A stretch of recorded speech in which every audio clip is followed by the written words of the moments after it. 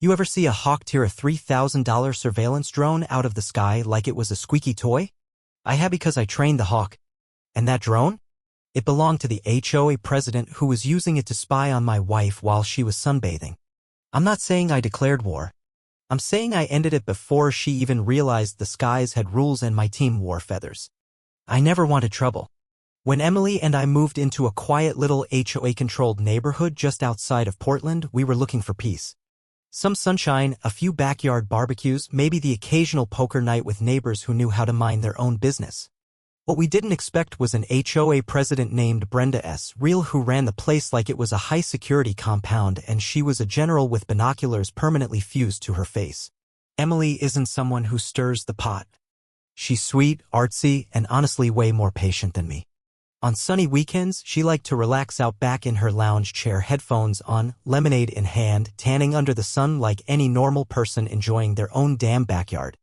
But a few weeks after we moved in, she came in early from one of her sunbathing sessions, eyes darting nervously over her shoulder.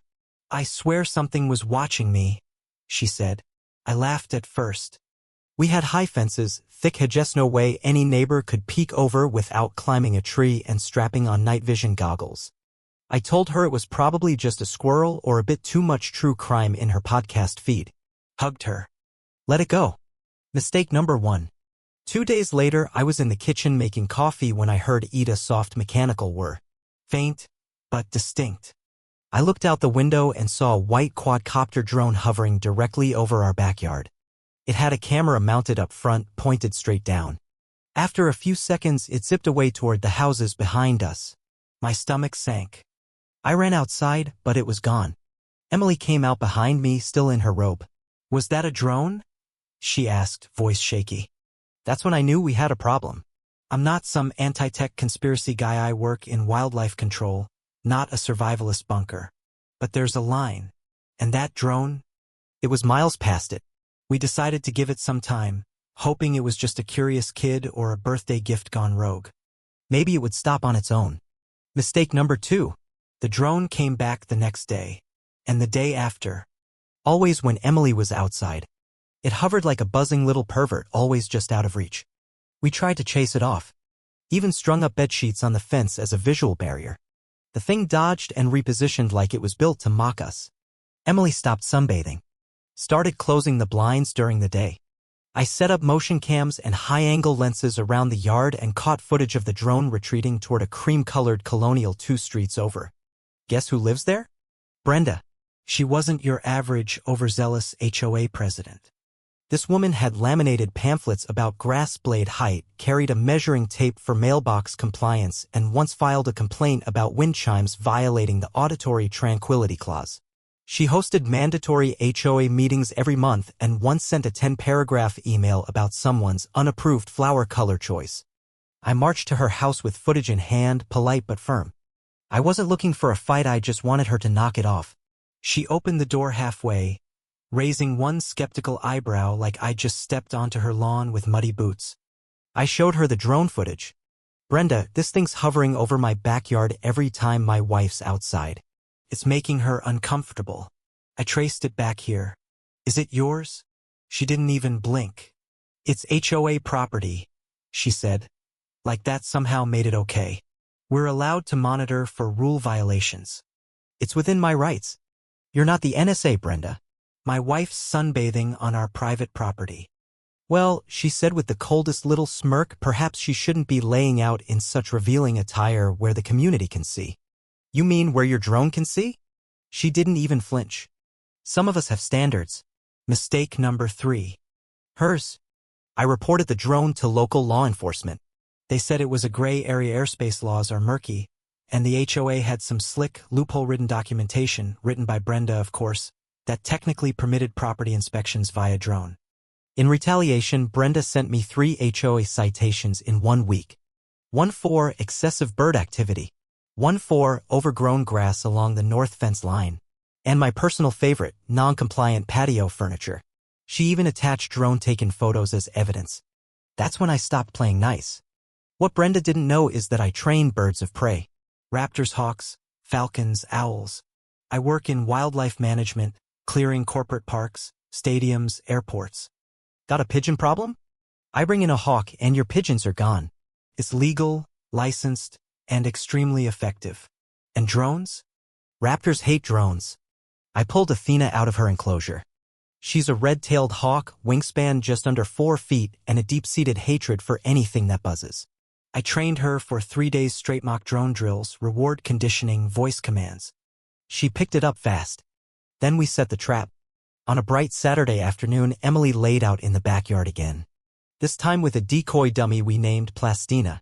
The drone arrived within 10 minutes, just like clockwork. I gave Athena the signal. She launched. The drone operator must have seen her coming, tried to climb altitude. Didn't matter. Athena was faster. She slammed into the drone midair, tore into it with talons sharp enough to slice leather, and sent it crashing into the lawn.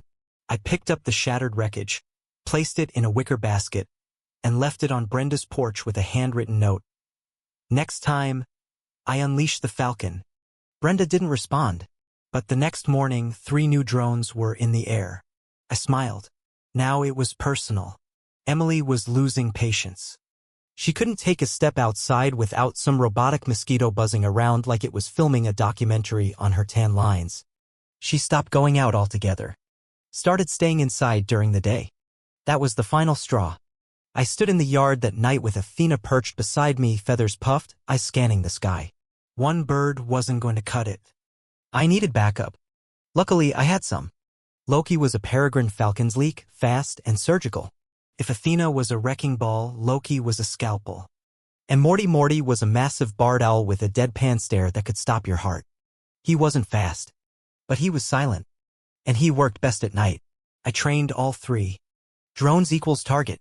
Buzzing sound equals go time. Tied treats to dummy drones, ran voice drills, got them sharp. I mounted motion cams and rigged the yard with a speaker system so I could play music during the takedown. Because if we were doing this, we were doing it with a soundtrack. Ride of the Valkyries. Fitting, right? Saturday came. Emily set up the decoy scene. Plastina got a fresh coat of sunscreen for realism. The drones showed up right on cue, 1 low, 1 high, 1 circling like a mosquito with a grudge. Signal given. Athena launched first. She hit the closest drone like a missile. Loki followed, a streak of feathers. 1 drone clipped into the neighbor's kiddie pool. Another slammed into the hedge. The third? Loki finished it with a precision tap midair. It spiraled like a dying hummingbird and landed on Brenda's front walk. I lined up the broken drones, snapped a photo, and posted it in the neighborhood group chat. HOA air traffic violation resolved. No further complaints expected. The chat exploded. Stories poured in. Drones at pool parties. Drones watching through kitchen windows. Drones recording kids. Suddenly, I wasn't the only one mad. Brenda came to my door, clutching a broken drone like a fallen soldier. "You've crossed the line," she hissed. "This is sabotage. I'll have you removed." "You were spying on my wife," I said. "I was performing my duties. And I was performing my wildlife control." She threatened to press charges.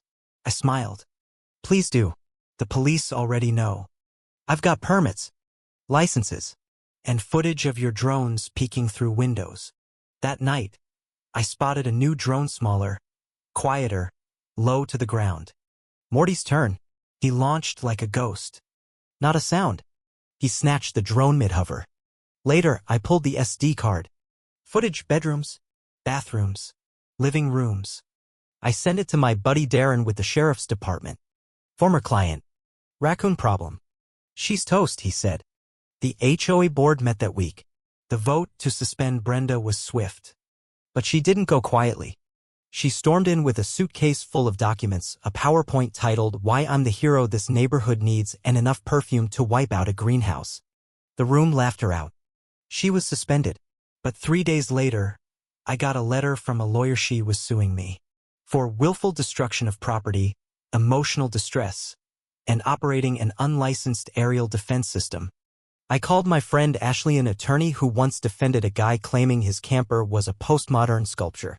She took one look at the drone footage and grinned.